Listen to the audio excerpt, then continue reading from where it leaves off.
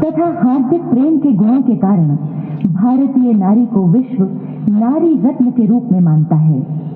पति सुख के लिए अपना सर्वस्व बलिदान कर देना भारतीय पत्नी के जन्मजात संस्कारों में से एक है। इसका बहुत सुंदर तथा उचित उदाहरण है करवा चौथ का व्रत। सूर्योदय से लगभग 1 प्रहर पूर्व उठकर सुहागिनें नित्य क्रियाओं से मुक्त होने के पश्चात करवा चौथ व्रत का आयोजन करती हैं। सर्वप्रथम वे मन ही मन अपने पति को स्मरण करती हैं तथा उसकी लंबी आयु के लिए आज के व्रत का संकल्प लेती हैं। तत्पश्चात सत्य मना हो निष्ठापूर्वक विघ्नेश्वर भगवान गणेश से प्रार्थना करती हैं, हे देवों के भी देव, बिना आपकी कृपा के कोई भी कार्य सिद्ध नहीं होता एवं मंगल के अपने पति करवा चौथ व्रत करने वाली हूँ। हे देवेश, मुझ पर कृपा करना ताकि मेरा ये व्रत निर्विघ्न पूर्ण हो।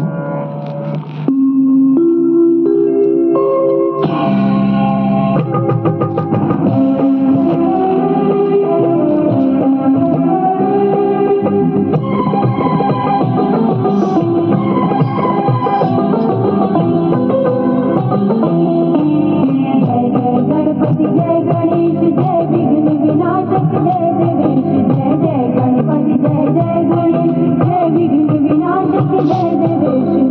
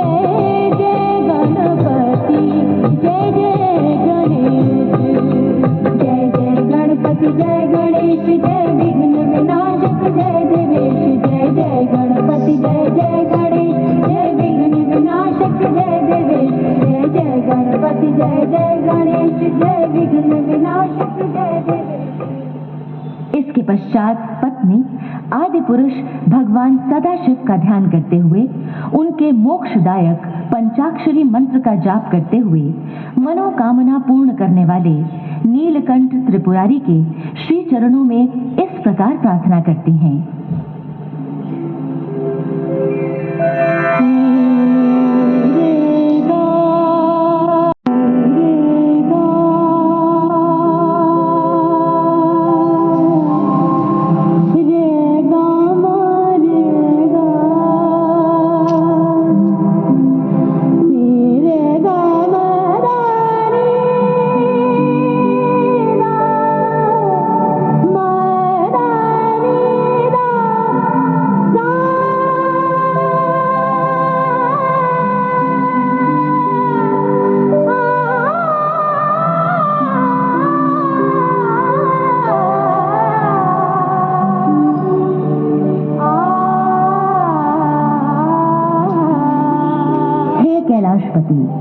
पति पत्नी के संबंध को आपसे अधिक गहराई से कौन जान सकता है। महामाया सती ने जब अपने पिता के यज्ञ कुंड में अपने शरीर की आहुति दे दी तो आप उनके पार्थिव शरीर को कंधों पर लेकर किस प्रकार विक्षिप्त रूप में घूमने लगे थे। हे दीनानाथ, पति पत्नी का संबंध तो जन्म जन्मांतर का होता है। हे पार्वती वल्लभ, हमारी प्रीत भी अटूट रहे और हम कभी भी विछोह की ज्वाला में न जलें। इतनी कृपा इस दासी पर अवश्य करें।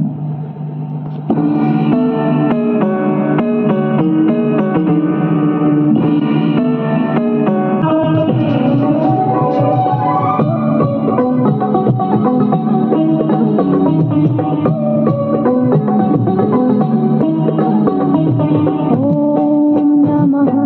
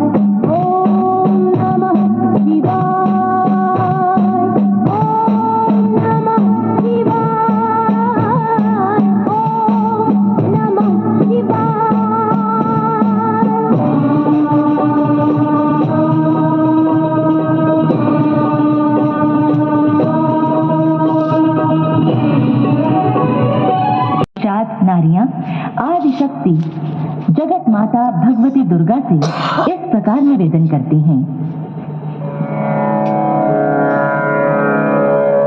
हे कल्याणी, हम आपकी ही संतान हैं, अतः आप ही का रूप हैं। जितनी कठोर तपस्या आपने पार्वती रूप में भगवान शंकर को प्राप्त करने के लिए की थी, उसका तो हम करोड़वां हिस्सा नहीं कर सकते। माया मोह के पाश में बंधे हुए हम मात्र आपके श्री चरणों का आश्रय ही ले सकते हैं। आप आदि कल्याणी हैं, करुणा व कृपा की अनंत सागर हैं। हे दयानिधि, मेरे पति की चिरायु हो, सदैव उनका मंगल हो, इतनी कृपा तो आपको करनी ही होगी। आपके श्री चरणों से हर एक को हर कुछ हर समय मिलता है। हे भक्त वत्सला, आपकी लीलाएं आपके भक्तों को हार्दिक आनंद देने वाली होती हैं। मैं भी आपकी ही आश्रय हूँ, मेरी भी आशा पूर्ण करना।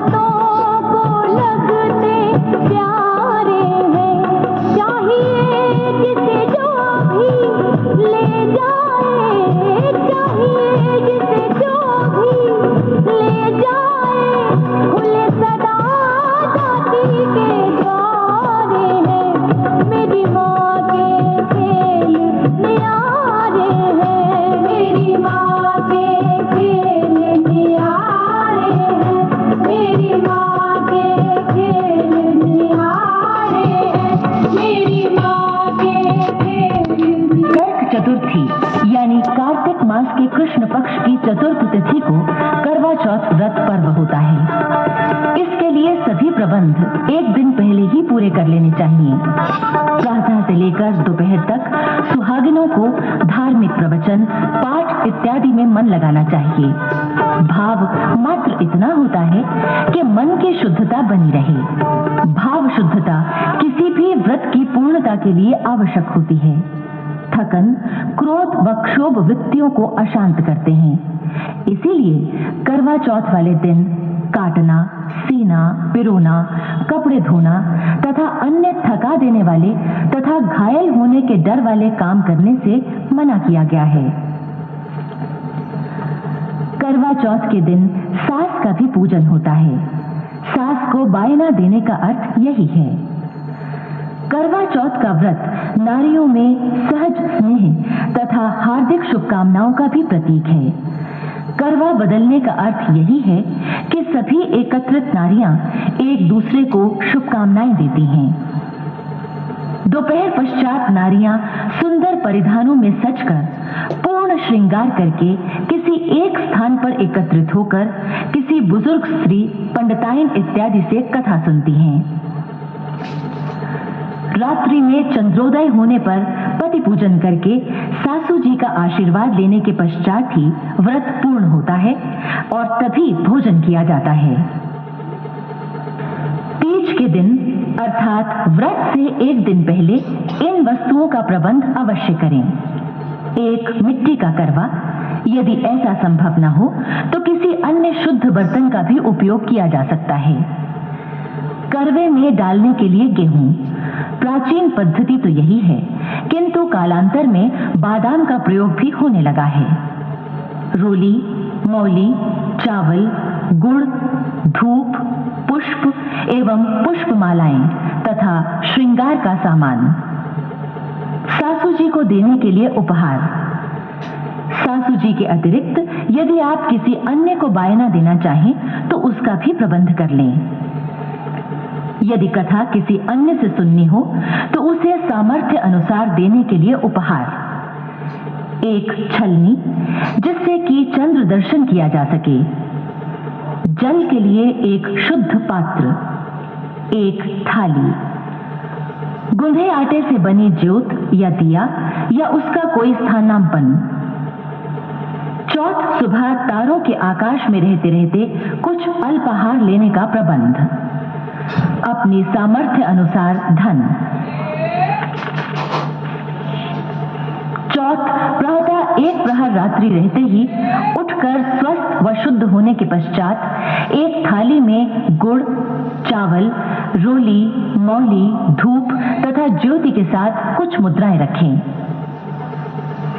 पूर्ण निष्ठा सहित श्री गणेश, भगवान शिव एवं जगत जननी का पूजन कर आशीर्वाद लें। इसके पश्चात यदि सासू जी हों तो उनका पूजन करके आशीर्वाद लें, अन्यथा मानस पूजन करें। इसके बाद पति पूजन करें। यदि वो संग न हो तो उनके चित्र का अथवा मानस पूजन करें। करवे में सामग्री भरकर उस पर ढक्कन रखें। ढक्कन में चीनी या गुड़ के साथ कुछ मुद्राएं भी रखें। पूजन की थाली में रखी ज्योत का ध्यान रखें। ये चंद्र दर्शन तक जलती रहनी चाहिए। शुद्ध, शांत व स्थिर बुद्धि सहित पति की चिरायु की कामना करें। आकाश में तारों के रहते रहते ही अल्पाहार ले लें तथा पानी पी लें, क्योंकि ये व्रत निर्जला होता है। तीसरी पहर सुंदर परिधान धारण करके तथा पूर्ण श्रृंगार करके कथा सुने। कथा सुनने के पश्चात सासू जी को बायना अर्पित करें। उससे पूर्व कथा कहने वाली को सम्मानित करें। करवा चौथ के महात्म्य की कई कथाएं हैं। प्रस्तुत हैं कुछ कथाएं।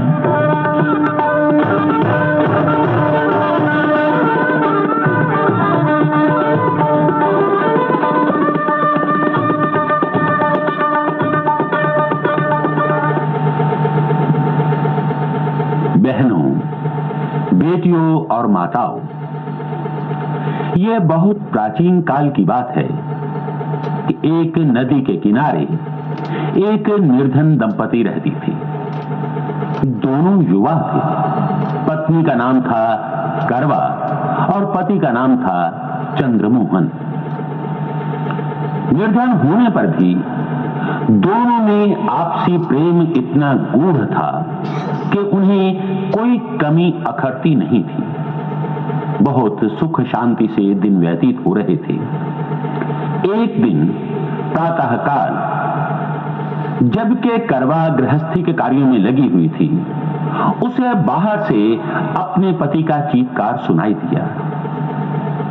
बेहाल करवा भागती हुई नदी तट पर पहुंची तो क्या देखती है कि एक मगर ने चंद्रमोहन के पांव को ग्रस रखा है। करवा सती थी, निष्ठापूर्वक अपने पति को समर्पित थी। उसने ईश्वर का ध्यान करके ये प्रार्थना की कि हे प्रभु, यदि मैंने मन, वचन और कर्म से सत्य माना हो, आज तक अपने पति की सेवा, पूजा और अर्चन की है, तो इनका क्लेश इसी क्षण समाप्त हो जाए और इन्हें दुख देने वाला ये मगर इसी समय नरकगामी हो जाए। करवा की ये प्रार्थना करते ही चंद्रमोहन यानी कि करवा का पति तो मगर के पास से छूट गया, किंतु मगर वहीं पर रहा। इतने में ही यमदेव स्वयं प्रकट हो गए और करवा को प्रणाम करके बोले कि हे सती, तुम्हारी आज्ञा से बंधा मैं यहां उपस्थित हुआ हूं। तुम्हारी इच्छा है कि अभी इसी समय ये मगर नरकगामी हो, किंतु विधान के अनुसार इसकी अभी कुछ आयु शेष है। तुम्हारे आदेश को, सती के आदेश को सृष्टि की कोई ताकत रोक नहीं सकती, किंतु यदि विधान का लिखा बदल गया तो सारी सृष्टि उलट पलट होकर रह जाएगी।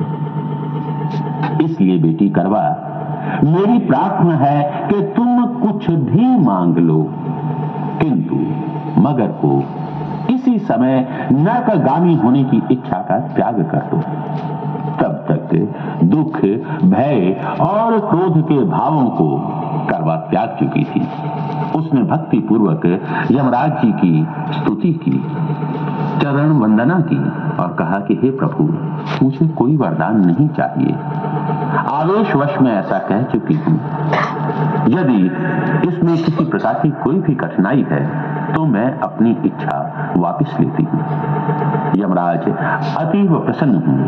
उन्होंने कहा, हे बेटी करवा, आज के पश्चात, आज की चौथ के दिन हर सन्नारी अपने पति की चिरायु और मंगल कामना के लिए एक व्रत किया करेगी और उस व्रत का नाम होगा करवा चौथ।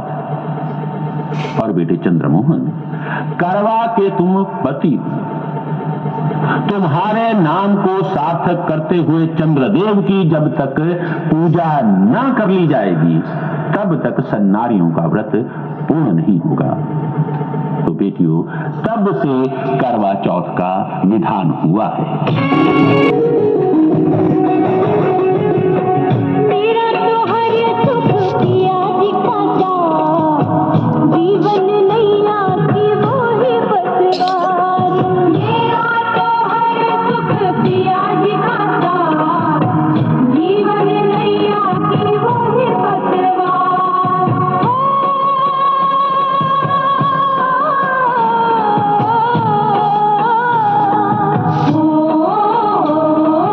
Oh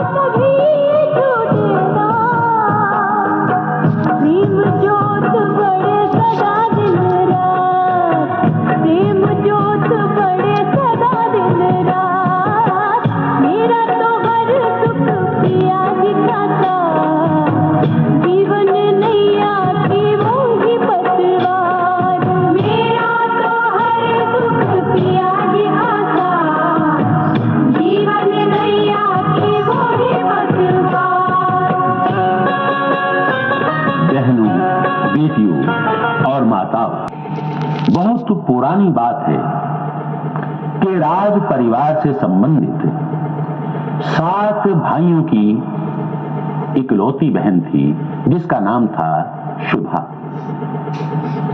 सुंदर, सुकोमल, सदाचारणी बहन की समय पर एक राजकुमार के साथ शादी हो गई। लेकिन भाइयों का इतना गहन स्नेह था अपनी बहन के साथ कि वो बहाना ढूंढते थे कि किस प्रकार अपनी बहन के घर जाके उसको देख सके। ये प्रेम चलता रहा, समय व्यतीत होता रहा। एक बार 7 भाई उस दिन शुभा के घर पहुंचे जिस दिन करवा चौथ का व्रत था। उन्होंने जाते ही देखा कि उनकी बहन का चेहरा कुमलाया हुआ है। बातचीत से पता चला कि आज तो करवा चौथ का निर्जला व्रत है। लेकिन भाइयों का स्नेह अपनी बहन की दशा देखकर चीत्कार कर उठा। जैसे जैसे समय व्यतीत होता जा रहा था वैसे वैसे ही शुभा की दशा और शोचनीय होती जा रही थी। जैसे ही नभ में तारा मंडल उदित हुआ, शुभा प्यास के मारे मूर्छित हो गई। भाइयों से सहन ना हो सका, उन्होंने गुपचुप आपस में बातचीत की और एक मत एवं एकजुट होकर घर से बाहर जंगल की ओर चल पड़े। जंगल में पहुंचते ही एक घने पेड़ों के झुंड के पीछे उन्होंने बहुत सा ईंधन एकत्रित करके आलाव जला दिया। उस बड़े आलाव का प्रकाश पेड़ों के झुंड के ऊपर से इस प्रकार प्रतीत होता था जैसे कि चंद्रमा उदय हो रहे। वहां से भागे हुए वो शुभा के पास पहुंचे और उसे सहारा देते हुए छत तक ले गए और दिखाया कि देखो बहन, चंद्रोदय हो गया है। अब बहन तो अर्धमूर्छित थी, उसने भी ध्यान नहीं किया और चंद्र दर्शन करके पानी पी लिया। अब पति पूजन के लिए जैसे ही वो अपने पति के कक्ष में पहुंची तो देखकर सिहर गई, चीत्कार कर उठी कि उसका पति सुइयों से बिंधा हुआ शैया पर पड़ा है। रोती बिलखती शुभा ने कुलगुरु के पांव पकड़े। तब कुलगुरु ने उन्हें बताया कि देखो बेटी, 1 वर्ष तक तुम्हें इसी कक्ष में रहकर अपने पति की सेवा करनी होगी और प्रतिदिन भक्ति सहित एक सुई उनके शरीर से निकालनी होगी। आने वाली करवा चौथ को जब के तुम्हारा व्रत पूर्ण होगा, तुम्हारा पति स्वस्थ हो जाएगा। शुभा सन्नारी थी, वो अपने इस नियम को करती रही। वर्ष पूरा होने को आया। उस दिन तीज का दिन था। वो कक्ष में पति की एक सुई निकाल चुकी थी। तभी बाहर से करवा बेचने वाली का स्वर सुनकर वो बाहर चली गई। इतने में दासी अंदर आई। उसने देखा कि राजकुमार वैसे तो स्वस्थ हैं किंतु एक सुई मस्तक में चुभी हुई है। उसने आकर वो सुई निकाल दी। राजकुमार राम राम करते हुए उठकर बैठ गए। जैसे ही शुभा घर में आई, वो देखकर हैरान रह गई कि पति उस दासी को तो निहार रहे हैं, उसकी ओर देख भी नहीं रहे। शुभा फिर कुलगुरु के पास पहुंची। उन्होंने कहा बेटी, घबराने की कोई बात नहीं है। तुमसे इतना ही अपराध हुआ है कि तुमने वो कक्ष छोड़कर नहीं जाना था। गई, ये उसी का संताप तुम्हें भोगना पड़ रहा है। तुम निष्ठापूर्वक करवा चौथ का व्रत करो। शुभा ने व्रत किया। चंद्रोदय के पश्चात ईश्वर आराधन करती हुई जैसे पति पूजन के लिए पहुंची और झुककर पति के चरणों में प्रणाम किया तो राजकुमार कहने लगे, शुभा मेरी प्रिय पत्नी, तुम, यानी कि जो दोष था वो दूर हो गया। इतना महात्म्य है करवा चौथ व्रत का। आप भी सभी सुखी रही, आपके घरों में मंगल रहे, आपके पति की चिरायु हो और आपकी प्रेम लौ सदा बढ़ती रहे। सदा यही भावना रहनी चाहिए। आपकी प्रेम लौ सदा बढ़ती रहे, हमारी यही कामना। आपके मन में सदा यही भावना रहनी चाहिए।